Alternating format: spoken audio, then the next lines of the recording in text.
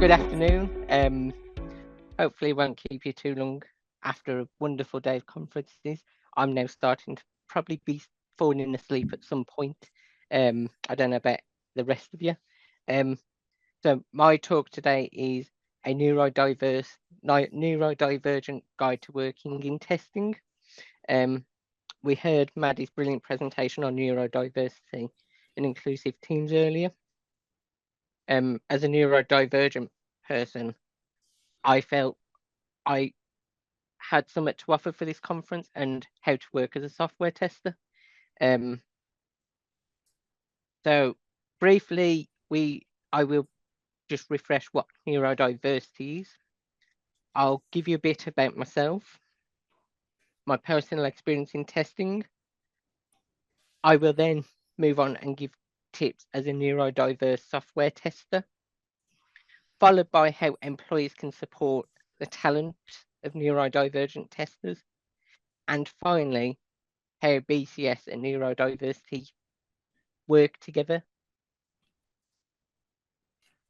So I briefly won't go through this slide very much because we've had the definition earlier in another presentation, but essentially it's an umbrella term to describe the experiences and interactions people have with the world around them in different ways. Some of these conditions are autism, ADHD, dyslexia, dyspraxia, PTSD, and Tourette syndrome. Depends on who you ask, these lists will vary. So sometimes you might say PTSD or Down syndrome, sometimes you might not. It's very fluid on what comes under this umbrella.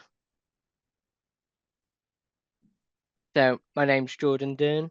I'm currently a manual test analyst.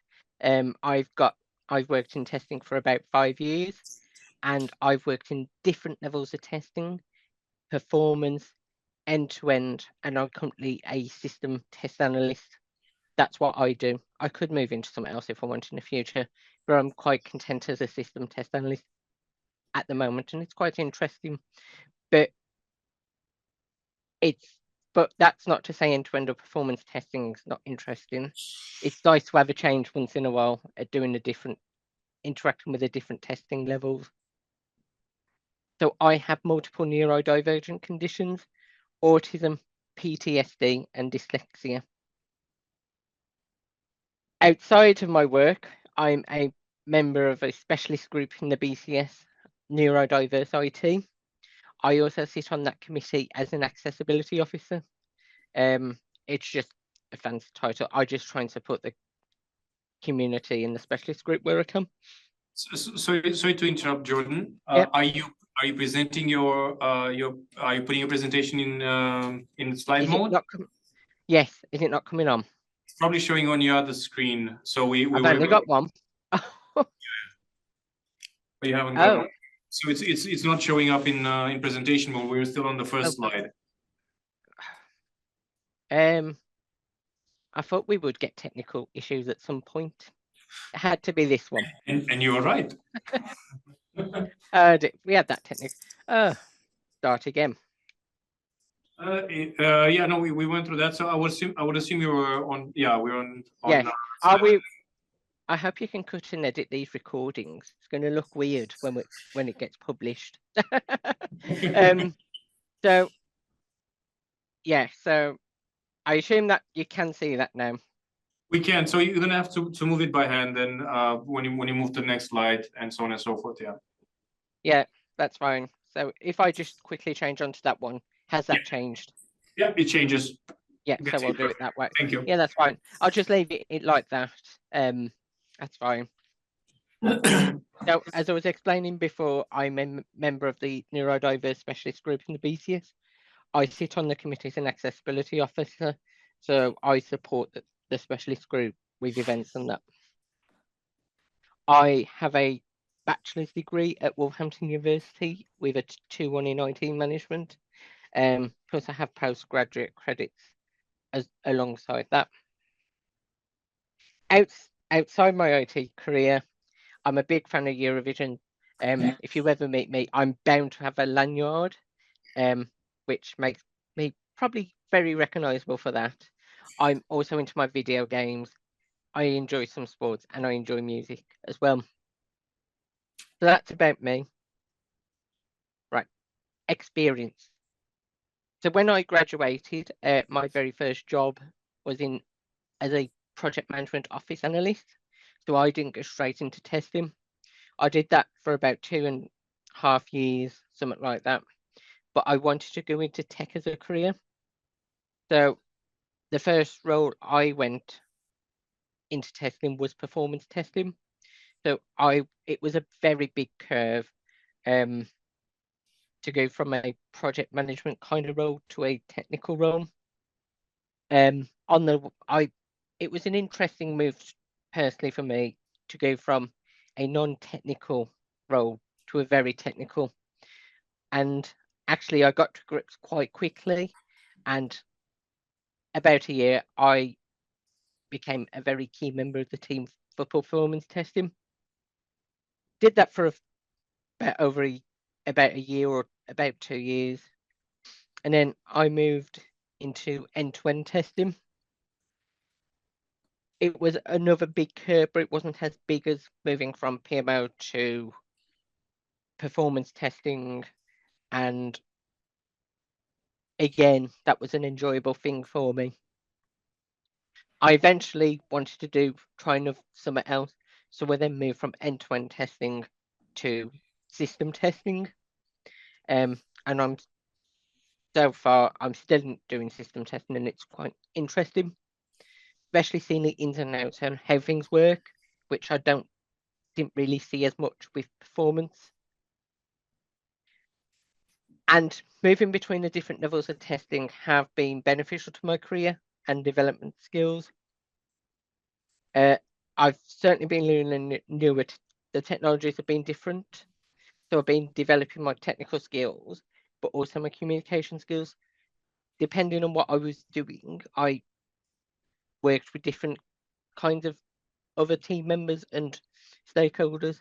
So all the softer skills like presentation, communication have been enhanced by moving between testing levels. So I have some tips as a neurodiverse software tester. If you are neurodivergent, you will find these useful, hopefully. They might not work for everyone, but these are probably some of the best tips I can give you from my experience being a software tester. The biggest one I would say is probably be honest and open with your team. Actually, if you're open and honest with your team, you can get the support you need to utilize your skills and bring out the best as a tester. Break work down into chunks and ask clarity where ambiguity rises.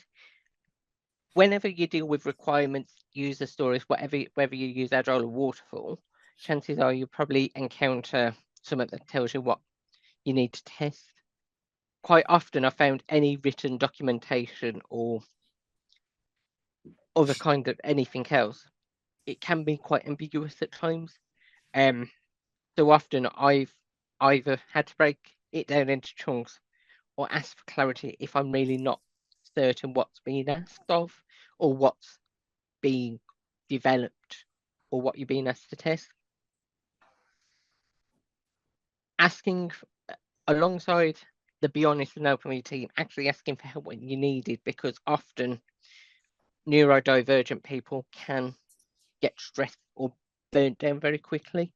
So team managers and your teammates need to really support with managing that.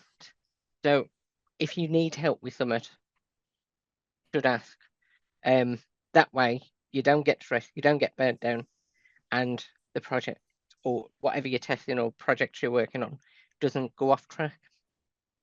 And if you can get access to assistive technologies, get it.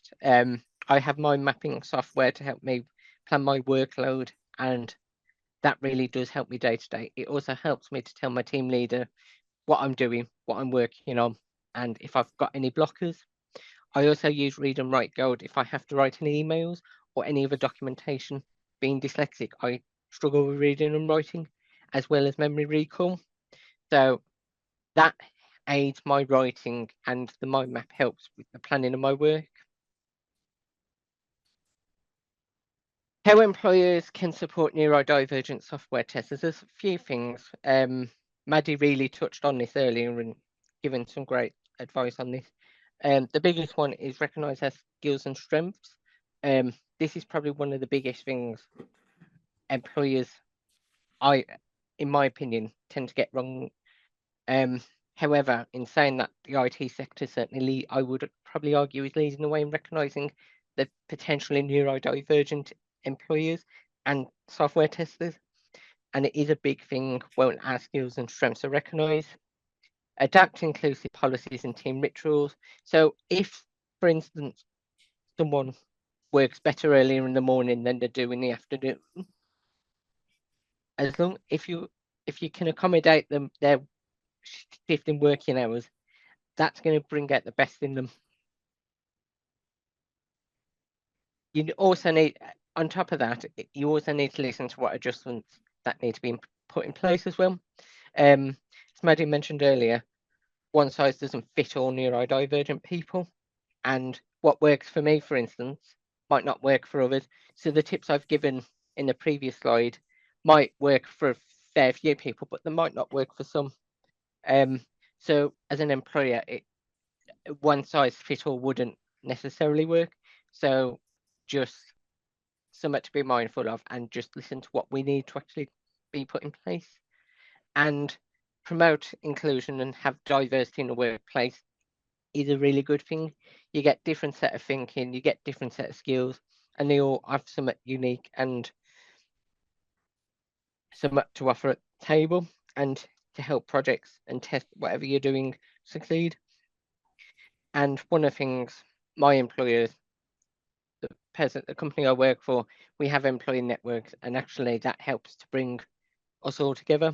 And I've certainly connected with other testers, developers who are neurodivergent, and actually we can share and learn from one another, which helps us with our work, as we can apply what we've learned from each other to our day jobs. Finally, BCS and neurodiversity. As I briefly touched on, IT is leading the way on recognising neurodivergent talent, and it is, I would argue, it is leading the way in tapping into that potential. So personally, I would argue IT professionals and BCS should promote neurodiversity where it can. There is still sects in society where it's seen as negative. You know, we are leading the way on promoting benefits neurodiversity in workplace and wider society, and I think BCS and IT professionals should continue to do that. I did hear recently of autistic people being turned away from places locally in my area, and we still got a long way to go, unfortunately, on embracing neurodiversity as a wider society, but the IT sector and BCS should be leading the way on that. And finally, if you are a bit of a plug-in, I'm afraid, but if you're a member of BCS, join us. There is a specialist neurodiverse specialist group, so please join. And it is, I'm also a committee member of it, so I thought I'd better mention that. Is there any questions?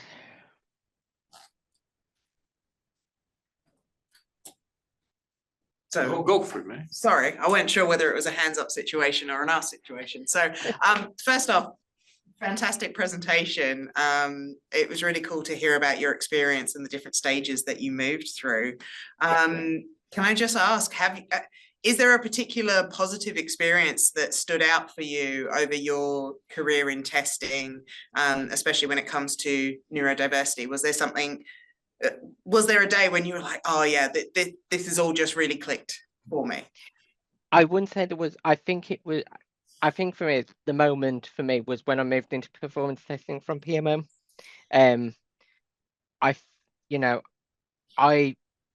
For me, when I moved into performance testing, at least, I honestly felt that was where I'm much better skilled at than finance and business admin kind of stuff. So for me, I would say that would probably clicked, and it did helped that I had a team really supporting me, even though I was having to really learn and upskill against something that's quite advanced and technical.